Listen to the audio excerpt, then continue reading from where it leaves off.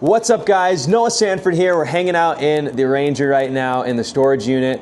Gonna give you guys the fishing report for this week. This week's gonna be a little bit different because we're actually gonna be talking about Lake Mohave instead of Lake Mead.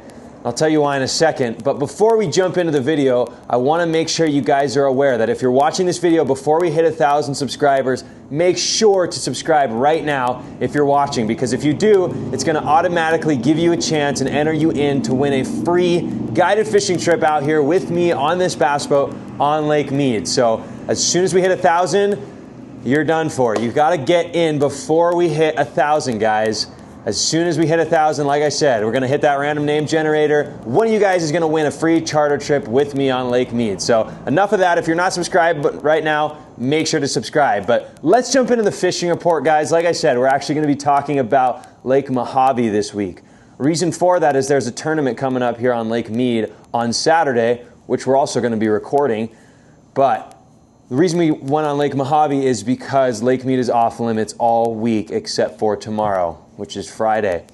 Reason for that is a lot of tournaments will do this. One, because for the guys who work a 9 to 5 Monday through Friday, it's not really fair for them to not be able to pre-fish at all and show up to the tournament blind, whereas if you have a guy who has a looser schedule, he can pre-fish all day the whole week going in and have a much better shot. So a lot of tournaments will ban the week before or a couple days before the tournament, so that way nobody gets an unfair advantage. But that's why we're talking about Lake Mohave this week, is because Rylan and I went down on Lake Mohave and fished all day yesterday.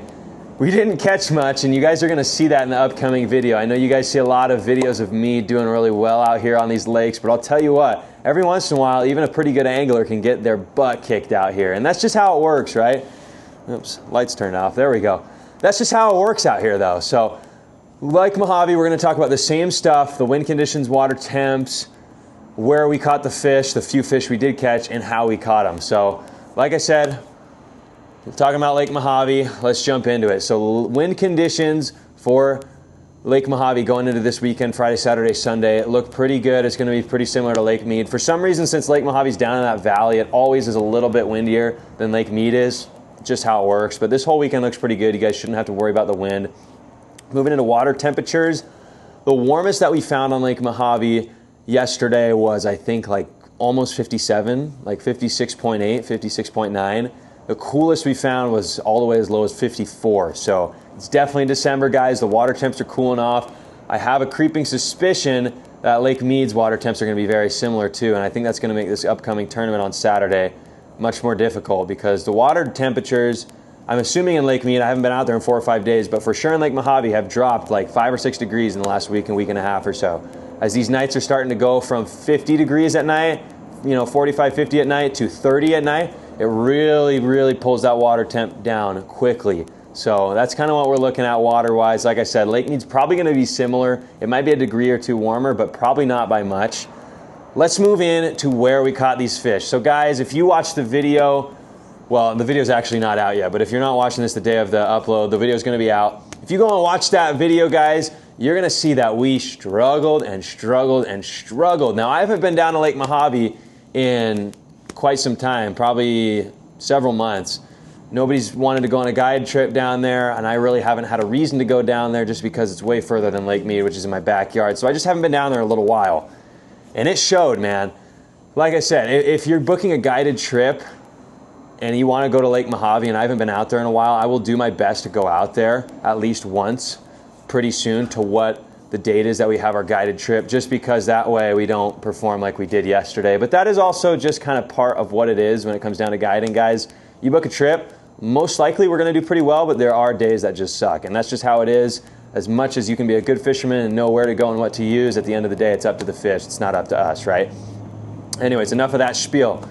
Like I said, where we caught these fish, the only place I was able to find these fish were in the more flatter, open coves. So you'll notice the fish, the one good fish we caught, that came in a big round cove that was very shallow. I think I only hooked it in like 8 feet of water, and it was very gradual. So the whole thing was pretty much gradual. The key, though, that made that fish bite, and the reason why that fish was there, is because there was grass. So there's a few parts of the lake still, and this applies to Lake Mead as well, that have some grass left, guys. If you find the grass, 90% of the time those bass are going to be sitting in the grass. It's just what they do.